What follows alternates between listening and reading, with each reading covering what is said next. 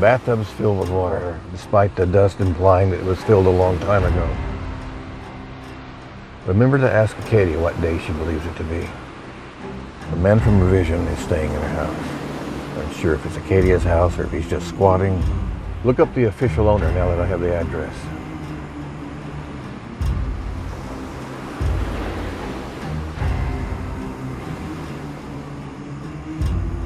Okay. Well, just get it over with, you stubborn old fool.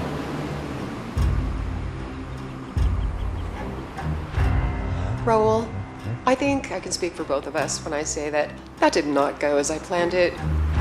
I'm at the airport right now, waiting for a plane to arrive. I wanted to hear your voice again before I left, but it doesn't look like I'm going to get that pleasure. Is it because we're such passionate people that we erupt when near each other? I always loved your fire. Not all the ways it manifested, but I did so enjoy a man with a mission. Ciao. I gotta make a decision now. Do I go back or do I make contact?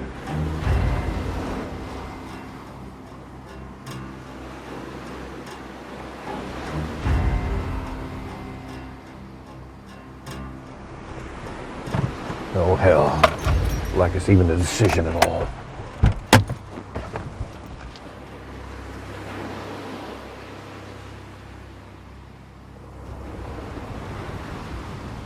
Howdy there. Care for a little company? Good evening. Yes, indeed. Outstanding. Raul Oleander. Nice to meet you. Seth Waltersheet, at your service.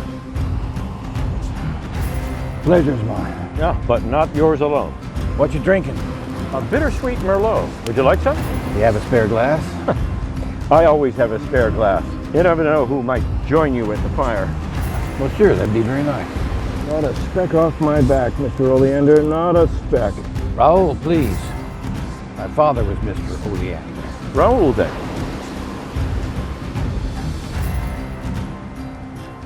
So, what's a friendly fellow like you doing sitting here all alone? I come down to the water's edge to collect my thoughts and calm my nerves.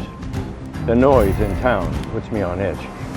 The water walks me off of it. That's an interesting perspective. What you got there? The source of tonight's introspection, friend. A simple little thing that, honestly, I forgot existed until somehow it ended up back in my possession. That's interesting. Good wine, by the way. Oh, thank you. Of all the things in my life that I allow to be mediocre, my merriment is not one of them. Here, here.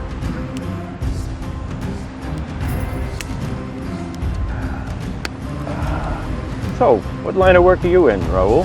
I'm a handyman of sorts, I guess. Small world, sir. Small world indeed. I, too, am a handyman of sorts. Is that so? I haven't seen you around. You from out of the area? I came from down south, actually. Started out as passing through, and decided to stay a while instead. Funny that.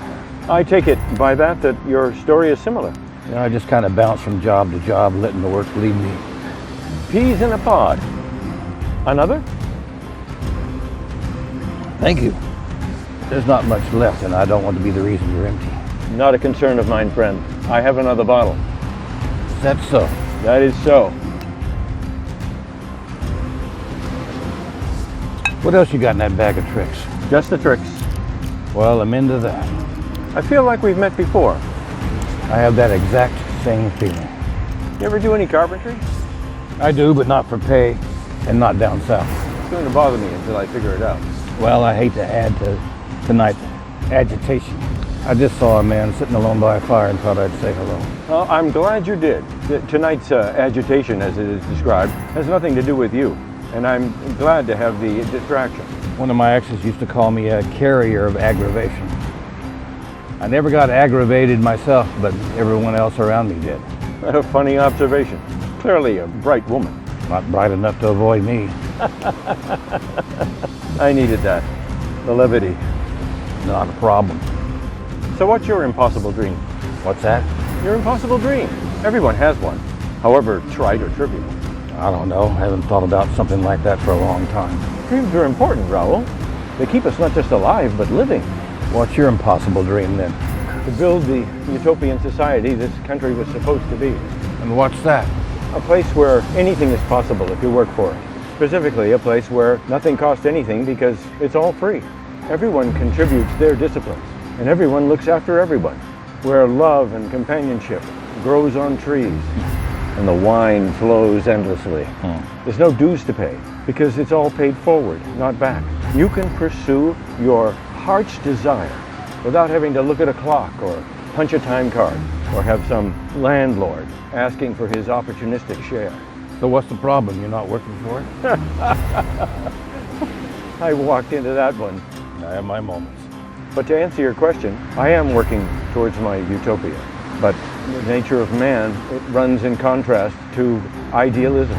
If I make bread and I give it to you, and you in turn make meals for your brother, who then in turn protects the village, how is that any different from you handing me $10, which I later give to my brother for defending us? It is the very premise of the economy in which we already live. Just take out middlemen. You paint an interesting picture. I can see how it'd be a difficult sell to someone with $1 million home to abandon the inequality they'd earned.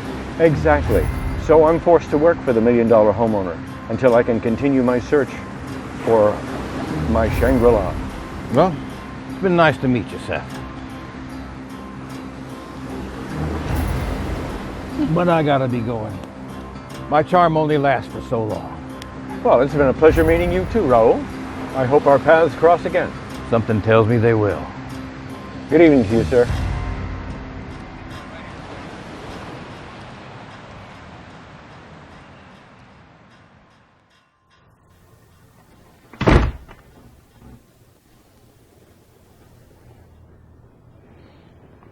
Honey, I'm home.